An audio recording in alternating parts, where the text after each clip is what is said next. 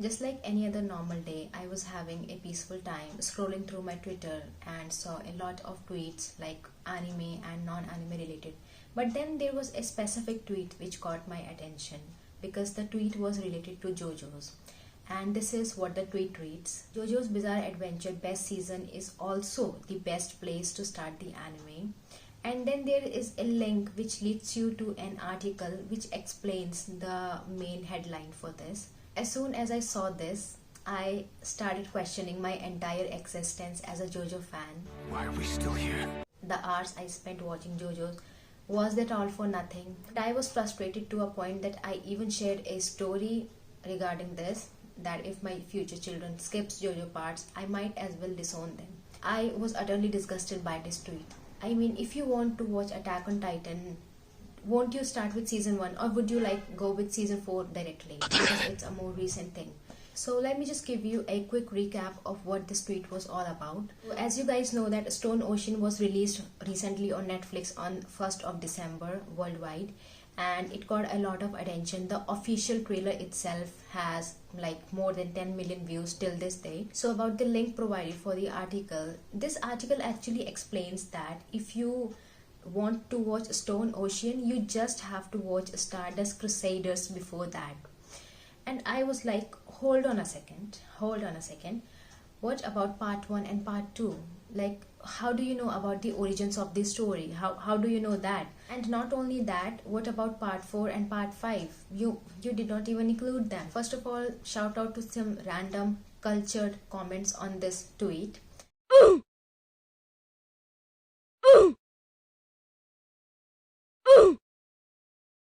I mean, the point here is, even as a JoJo fan, I agree that part 1 might be lacking in several things like animations, but that doesn't make it like worse. If you are planning to watch a lengthy anime like JoJo's, you need to start from the very beginning itself. You need to have a background of the story, like what actually is the Joestar lineage, who is this guy Dio, and why is he behind the Joestar family. You just need to have a background of that. Even if I set all that aside, like part 1 is literally like 9 episodes.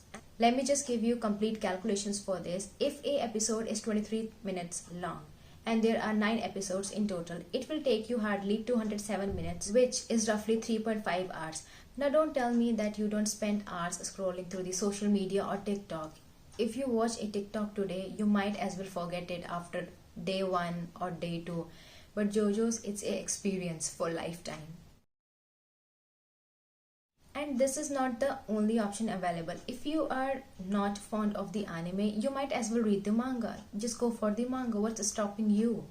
This article, my Jo Bros know that season 1 is the combination of part 1 JoJo's Phantom Blood and part 2 Battle Tendency. So 9 episodes of Phantom Blood and 17 episodes of Battle Tendency. That makes it a total of 26 episodes, which is the season 1, like entire season 1. I just can't agree with this thing that anybody skips part 2 of JoJo's, because that is like the third most enjoyable part for me.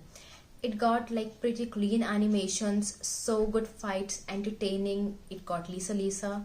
And I totally don't understand, I don't get the point that how can anyone skip this part. Even me, a die-hard JoJo fan, likes this part better than Stardust Crusaders, because Stardust Crusaders is literally divided into 2 seasons, 24 episodes each, making it a total of 48 episodes, and that is so lengthy. I'm not saying that it's boring, but it's lengthy. And then there is part 2, like literally 17 episodes long, and it doesn't get boring even at a single point of time. It is so wholesome and entertaining throughout, and even the soundtrack like the Pillarman theme and the opening track Bloody Stream, that are so freaking good. And I just want to know one thing: if a person is not willing to watch the first 9 episodes of JoJo's, so what is the actual chance that they are going to sit there and watch the entire 48 episodes without getting bored and without dropping it midway? No, literally, what is the chance that they are not going to drop it midway? I mean, you just cannot judge it from its animations. You just need to have a complete background of the story.